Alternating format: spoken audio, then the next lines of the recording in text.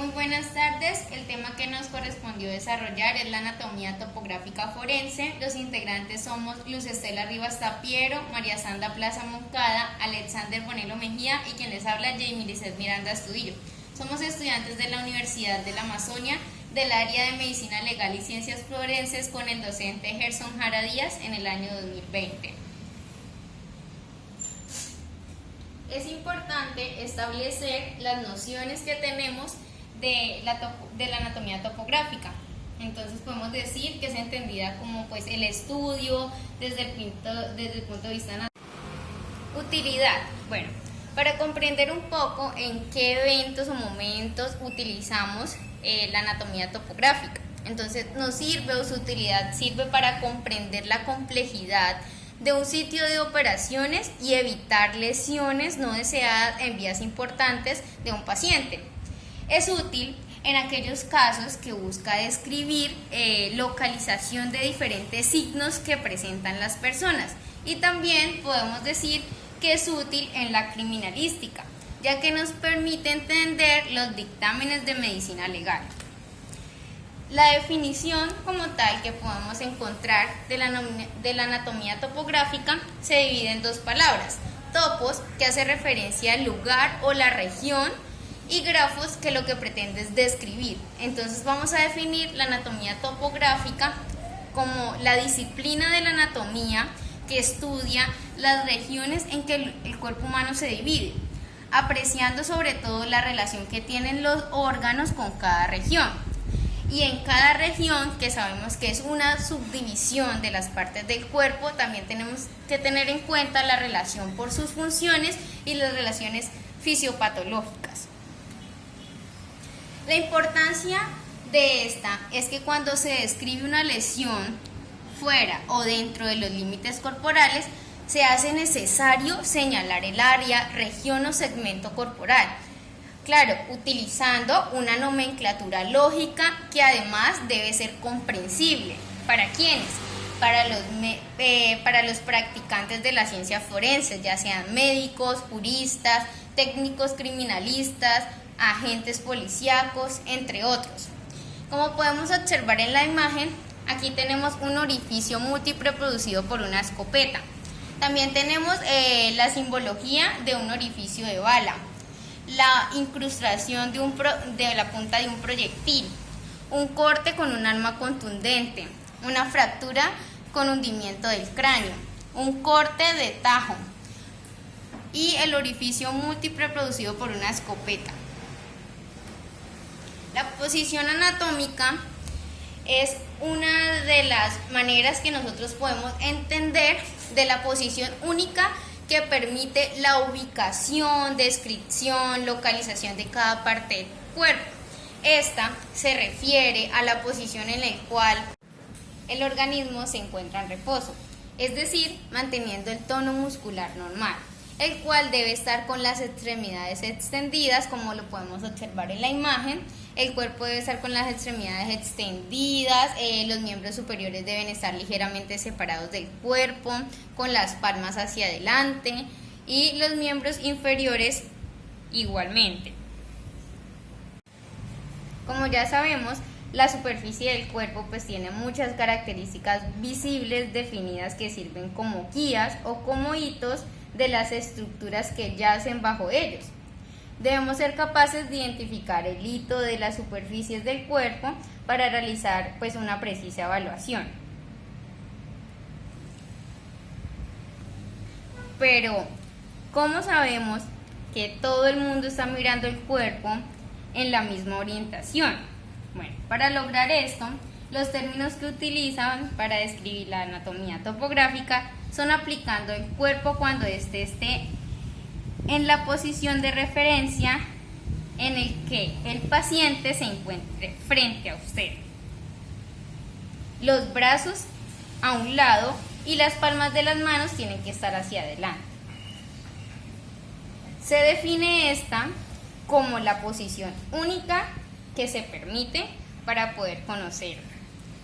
Pero podemos también evidenciar algunos ejemplos, como es estar de pie, tener la cabeza erecta, los ojos abiertos, la mirada hacia el frente, los brazos extendidos a los lados del cuerpo, las palmas hacia adelante, las piernas extendidas ligeramente separadas y los pies paralelos.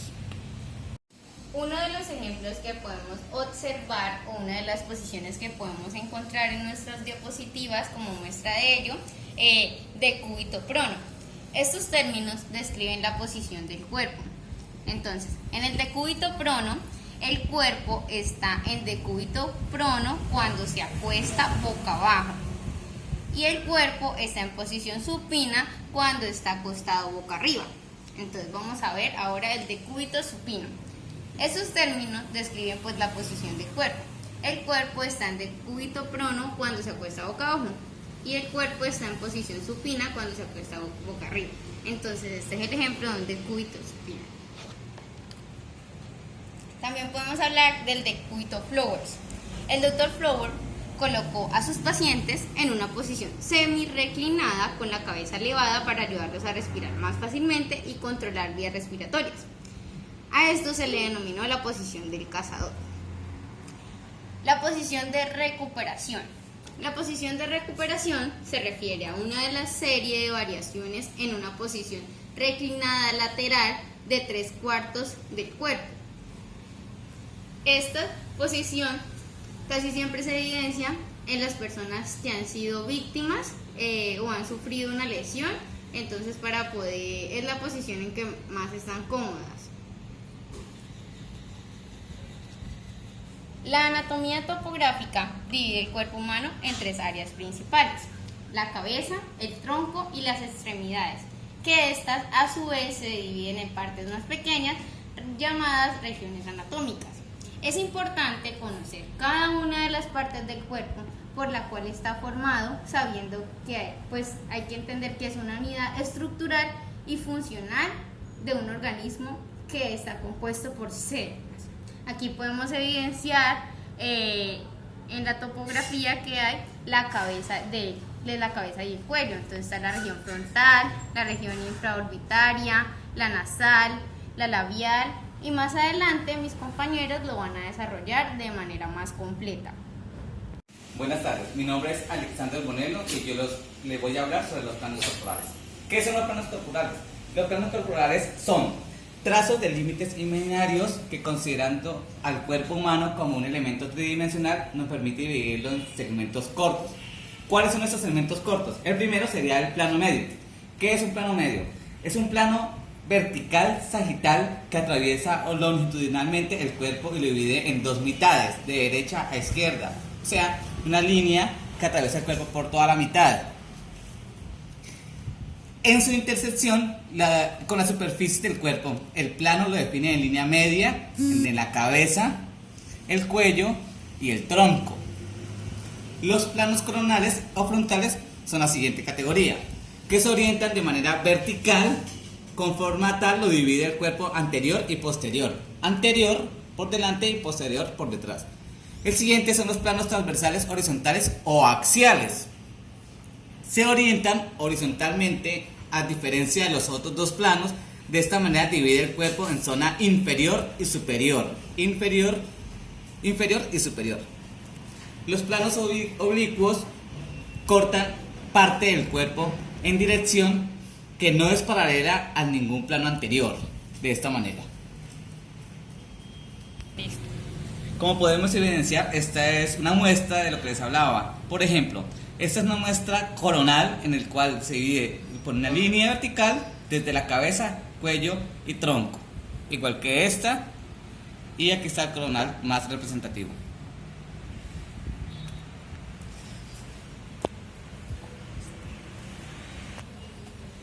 Estos son algunos términos anatómicos de los cuales son más común utilizados. Esos términos son posicionales y direccionales comúnmente utilizados cuando el cuerpo está en posición anatómico estándar.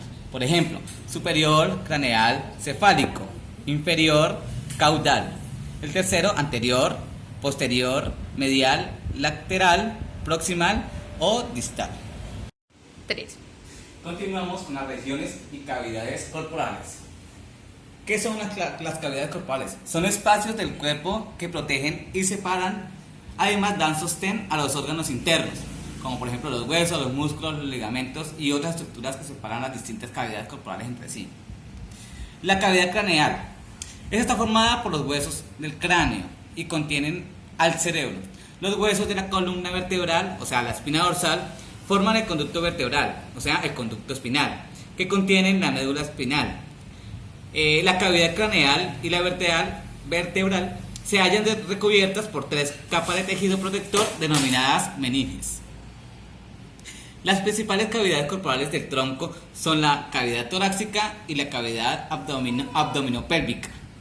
La cavidad torácica la relativa al tórax. Está formada por las costillas, los músculos del tórax, el esternón y la posición torácica de la columna vertebral. Dentro de la cavidad torácica se encuentra la cavidad pericardia, un espacio lleno de líquido que rodea al corazón, y 2 cavidades pleurales. Cada cavidad pleural rodea un pulmón y contiene una pequeña cantidad de líquido. La porción central de la cavidad torácica se denomina mediastino.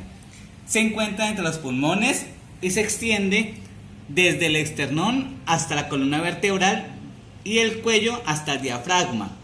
El mediastino contiene todos los órganos torácicos excepto los propios pulmones, que incluyen el corazón, el esófago, la tráquea, el timo y grandes vasos sanguíneos.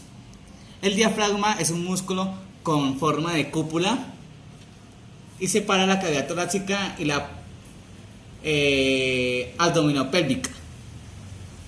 La cavidad abdominopélvica se extiende desde el diafragma hasta la ingle y está rodeada por la pared abdominal, los huesos y los músculos de la pelvis. Como su nombre lo sugiere, la cavidad abdominopelviana está dividida por 2 porciones, pese a que no hay ninguna pared que la separe. Hablando de la porción superior, la cavidad abdominal contiene pues el estómago, el vaso, el hígado, las vesículas, el intestino, bueno, y la mayor parte del intestino grueso. Hablando de la porción inferior, la cavidad pelviana contiene la vejiga, las partes del intestino grueso y los órganos del sistema reproductor. Los órganos que se encuentran dentro de la cavidad torácica y la abdomina pélvica se denominan vísceras. Ya. La cabeza está dividida en 14 porciones, las cuales 8 pertenecen a la cara. Y estas son la región frontal, la región parietal, la región occipital, la región temporal, la región auricular, la región mastoidea, la región orbital, la región infraorbital, la región bucal, que comprende pues, las mejillas, la región de la parótida, que está alojada en la glándula parótida, la más grande de las 3 glándulas salivales emparejadas. También está la región cigomática, la región nasal, la oral, la región mental. Pues esto se llama así por la protuberancia mental, o sea, el mentón. Aquí tenemos algunas imágenes de lo cual estaba hablando. Las partes del cráneo, la cara, el pabellón auricular, el cuello, el tórax. Aquí está la región parietal, la región occipital, la temporal, la región frontal, el cigotomático, el anterior del cuello, el posterior del cuello. Aquí está la anatomía frontal, el ciliar ocular, la mejilla, la mastera, que es el músculo de la mejilla, la geniana, el mentón, el cuello anterior. Todas esas 14 regiones se pueden agrupar en una porción neurocraneal o una porción viscerocraneal. Aquí en la imagen tenemos la región temporal, que están ubicadas en la parte izquierda y derecha del cráneo. Aquí más exactamente lo podemos ubicar en esta, que comprende las fosas temporales, que son estas, la superior e inferior es al arco cigomático, que es esta parte de aquí respectivamente. Seguimos con la región oral, que es ya más o menos la boca y todo la parte interna. Tenemos los dientes, el paladar duro, que está en la parte de arriba, el paladar blando, la ula, las amígdalas, la lengua, la encía y los labios superiores e inferiores. La región nasal, que esta es la región media nombrada después de la nariz y por lo tanto incluye esta parte del tracto respiratorio que también es el órgano olfativo. Por tanto, la región nasal contiene estructuras que son importantes para oler y respirar. Aquí, como vemos en la imagen, vemos la estructura interna de lo que es el órgano olfativo. Y aquí tenemos, en la siguiente imagen, tenemos la región auricular, que es lo que comprende el oído externo y el oído interno. Entonces, esta es la única estructura que no recibe el nombre de hueso craneal. En esta, pues ya como lo dije anteriormente, incluye el oído externo, que está compuesto por la aurícula y el pabellón en forma de concha, y el meato o conducto acústico externo, que funciona para recoger y conducir el sonido respectivamente en la membrana timpánica. Y pues el oído interno, que ya está compuesto por el caracol, por el estribo, el yunque y el martillo, que está en esta zona. Posteriormente tenemos las regiones del cuello, que los tenemos dividido en 4 regiones, que en la siguiente imagen pues va a estar más explicado. Ahora sí, aquí tenemos las regiones de la cabeza y las regiones del cuello. Entonces aquí en la numeración podemos ver acá el número acá y acá el nombre de la zona. Entonces aquí tenemos de las regiones de la cabeza, el número 1 es la región frontal, que está ubicada en esta zona de la cabeza, la parietal, que es esta, que es la parte, digámoslo, la parte trasera de la cabeza, la región occipital, que es la parte baja de la cabeza, que es esta, la región temporal, que como lo dijimos anteriormente, está ubicado a los lados de la cabeza, si se puede decir así, sobre el oído externo. La región auricular, que aquí tenemos que es la parte externa del oído, la región mastoidea, que es esta es la parte de aquí, y la región orbitaria, aquí sobre el ojo, sobre el ojo, la infraorbitaria, que también está abajo de la parte del ojo, la región bucal, que es esta. Bueno, entonces aquí continuamos con la región cigomática, la región nasal, que es esta parte, la región oral y la región mentoniana. Ahora sí, lo que es la parte del cuello, pues esta división se basa en los bordes generalmente visibles y palpables de los músculos esternocleidomastoideo y trapecio, grandes y relativamente superficiales, que se encuentran dentro de la capa más externa de la fascia cervical profunda, las 4 regiones y sus subgrupos o subregiones. Aquí tenemos la zona del cuello. Aquí pueden ver la numeración de la ubicación de los que ya se mencionaron anteriormente. En la siguiente imagen tenemos la división que ya los compañeros mencionaron anteriormente. Tenemos la parte de las extremidades inferiores y superiores, la parte del tronco y pues la cabeza, que aquí no está. Pero aquí vemos las porciones que está el tórax, el abdomen y la pelvis. Y ya los brazos, la división del brazo, la división de la extremidad inferior y lo que es el tronco, que ya lo mencioné anteriormente. Ya. Para facilitar la descripción del tronco, vamos a descripción clínica, la topográfica general del abdomen. Tenemos en cuenta que este se divide en 4 cuadrantes y 9 regiones, que vamos a desarrollar en la siguiente diapositiva. Entonces aquí tenemos una imagen de la zona abdominal, y aquí tenemos unas líneas imaginarias en las que se dividen el abdomen. Aquí tenemos las 4 cuadrantes que se crean mediante líneas verticales y horizontales que pasan desde el ombligo, mientras que las 9 regiones pasan delineadas por 2 líneas verticales y 2 horizontales. Aquí las tenemos más claras. Entonces aquí tenemos el hipocondrio derecho, que es el lóbulo derecho del hígado, vías biliares, ángulo derecho del colon, riñón derecho y glándula suprarrenal. En esta parte aquí tenemos el epigastrio, que es bajo esta zona está el estómago, el píloro, el duodeno, el lóbulo izquierdo del hígado, el páncreas, la aorta cava inferior. Tenemos la siguiente, que es el hipocondrio izquierdo, que bajo esta zona está el vaso, fondo del cuerpo del estómago, ángulo izquierdo del colon, cola del páncreas, riñón izquierdo, glándula suprarrenal izquierdo. Hacia el flanco derecho, que en esta zona de acá, ya tenemos lo que es el colon descendente, polo inferior riñón del riñón izquierdo, parte. Entonces continuamos con el mesogastrio umbilical, que está ubicado sobre el ombligo, que es esta zona. Tenemos una curvatura mayor del estómago, tenemos bajo sobre esta línea tenemos el duodeno, parte del yeyuno y león, colon transverso, cabeza y cuerpo del páncreas, uréteras, aorta, cava inferior. Aquí en el flanco izquierdo tenemos el colon descendente, el polo inferior riñón izquierdo, parte del yeyuno e ileón. La fosa ilíaca, que la tenemos ubicada en esta zona, que no se alcanza a ver bien. Tenemos el intestino ciego, el apéndice, el ileón, el ovario derecho en las mujeres, conducto espermático derecho en los hombres, y acá tenemos el hipogastrio bajo el mesogastrio. La tenemos ubicado, que tenemos el intestino delgado, la vejiga, el útero, parte terminal de las uréteras. Y acá tenemos la fosa ilíaca izquierda, sobre esta zona. Aquí sobre esta zona, que no se alcanza a mirar en la diapositiva. Tenemos el colon sigmoide, los uréteres, ovario izquierdo, conducto espermatozoide izquierdo. Y pues tenemos ya lo que es la zona pélvica, pues que está hacia esta parte del hipogastrio, que es la transición entre el tronco y las extremidades inferiores, y se localiza en la parte baja del abdomen. El siguiente.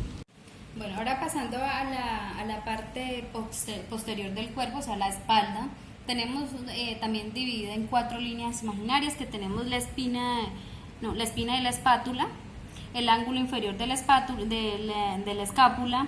Tenemos una línea media que va sobre la columna vertebral y la línea escapular. Aquí las vemos, y entonces en esta zona tenemos más o menos las zonas de la espalda. Entonces tenemos la línea vertebral, que es esta, la vía espinosal, que la tenemos acá en esta zona, la axilar posterior, que está sobre la parte de la axila, el biangular, que está en esta zona entre la escápula y la columna vertebral, la espinal, que es la línea espinal es esta, la línea basal mauricual, que está sobre la línea media del cuerpo. Entonces tenemos cada línea. ¿Sí? Bueno, ahora pasando a la parte posterior del cuerpo, o sea, la espalda, tenemos también dividida en 4 líneas imaginarias, que tenemos la espina de la espátula, el ángulo inferior de la escápula. Tenemos una línea media que va sobre la columna vertebral y la línea escapular. Aquí las vemos, y entonces en esta zona tenemos más o menos las zonas de la espalda. Entonces tenemos la línea vertebral, que es esta, la vía espinosal, que la tenemos acá en esta zona, la axilar posterior, que está sobre la parte de la axila, el biangular, que está en esta zona entre la escápula y la columna vertebral, la espinal, que es la línea espinal es esta, la línea basal mauricual, que está sobre la línea media del cuerpo. Entonces tenemos cada línea. ¿Sí? Continuando con la exposición, tenemos la división del tórax lateral, que es en la parte de la axila. Entonces tenemos en esta parte, que es la cara lateral, tenemos la línea axilar anterior, que va a lo largo del pliegue anterior de la axila en el borde inferior del pectoral mayor. La línea axilar media va entre la línea axilar anterior y la línea axilar posterior hacia el tubérculo de la cresta ilíaca. Tenemos la línea axilar posterior, que va a lo largo del pliegue posterior de la axila en el borde inferior del ancho dorsal. Entonces aquí tenemos las diferentes líneas que componen la división del tórax lateral. Buenas tardes, mi nombre es María Sandra Plaza, y el tema que me corresponde son principales líneas y áreas de la cara anterior del tórax. Tenemos 5 líneas, que corresponde la primera línea axilar anterior, que es esta línea, la segunda línea, que es la medio clavicular, la tercera, que es la línea medio esternal. Tenemos la línea cuarta, que divide del omóplato hacia la parte del cuello, que es la línea tercera costal. La quinta línea es la línea sexta costal. Y tenemos las siguientes áreas, que es el área SC, que es el área supraclavicular, que ustedes miran, es la parte superior de la clavícula. Tenemos la IC, que es el área infraclavicular, que es la parte inferior de la clavícula, y la línea M, que es la línea mamaria, que es esta parte, y tenemos el hipocondrio, que es la parte inferior del tórax. La línea media anterior es el borde superior del mango del esternón al apéndice sifoides.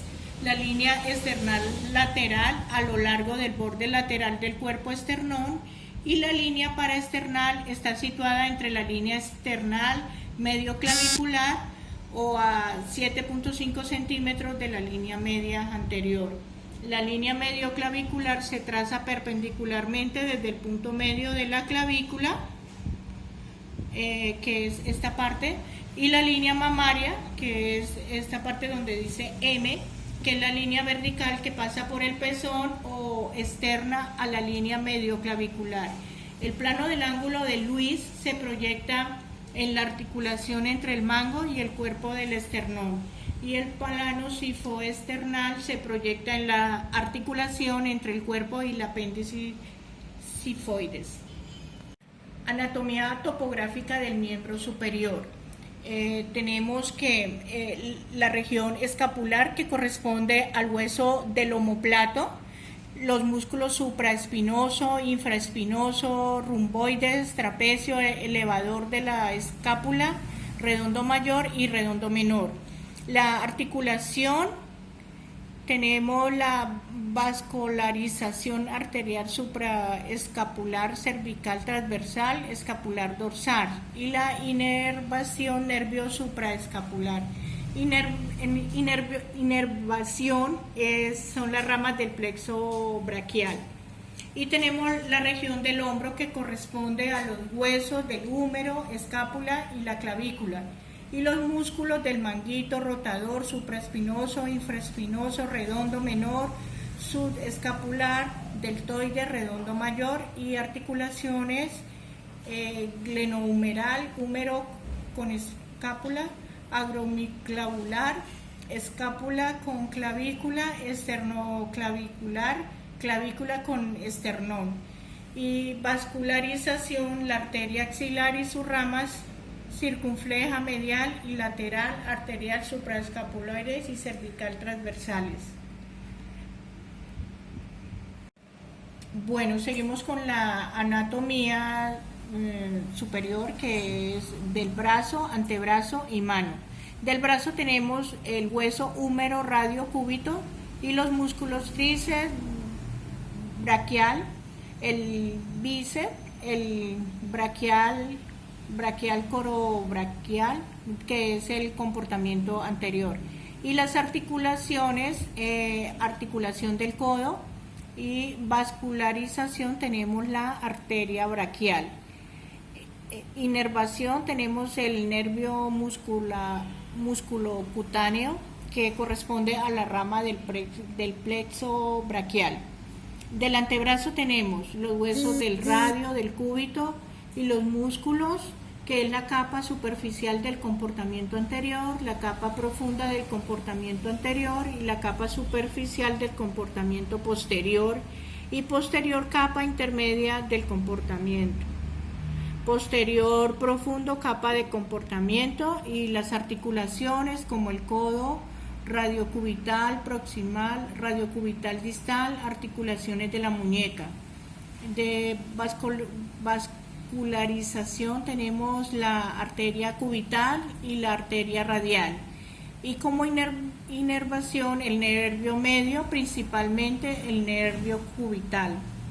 De la mano De los huesos de la mano tenemos los huesos escafoides, sumilunar, piramidal, pisiforme, trapecio, trapezoide, ganchoso, que es el hueso del carpo, metacarpiano, falanges proximales, que son 4 falanges medias y 5 falanges distales. Tenemos los músculos, que son tenar, hipotenar, interóseo, músculos lumbricales. Y las articulaciones tenemos la muñeca interfalángica, que es la bisagra, la metacarpofalángica y las articulaciones intercarpianas. De vascularización tenemos las arterias cubital y radial, y la inervación tenemos radial, mediana y músculos cubitales. Seguimos con las regiones de las extremidades inferiores. Tenemos que las extremidades inferiores están construidas para soportar y propulsar.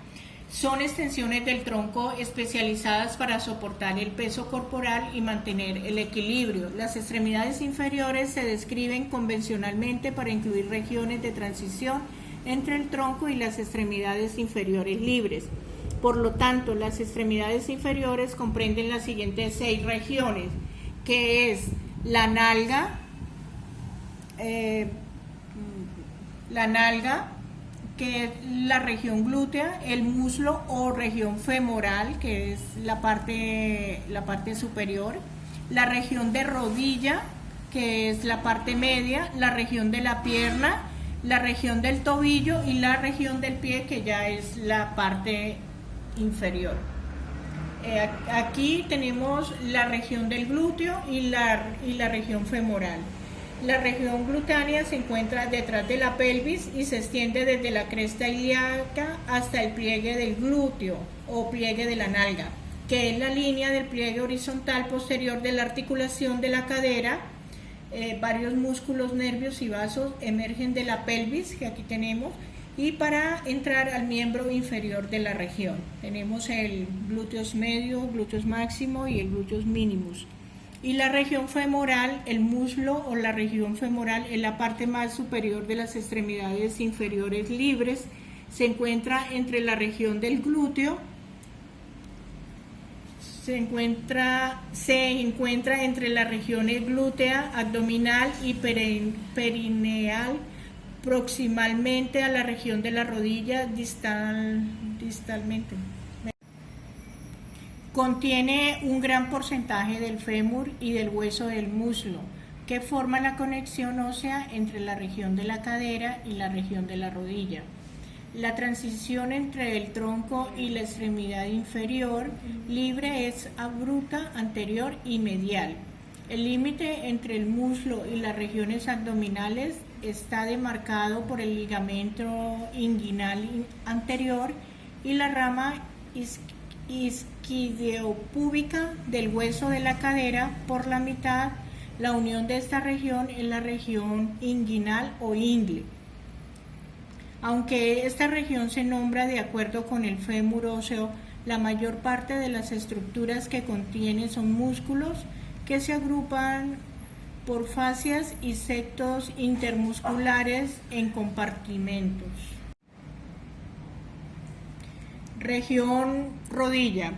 Está compuesta por las prominencias o cóndilos del fémur distal y la tibia proximal, la cabeza del peroné, la rótula, articulaciones entre las estructuras óseas anteriores. La parte posterior de la región está marcada por una fosa.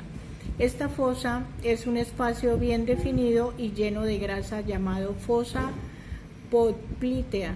La palabra popliteal se deriva de la palabra latina poples, y esta fosa transmite principalmente estructuras neurovasculares.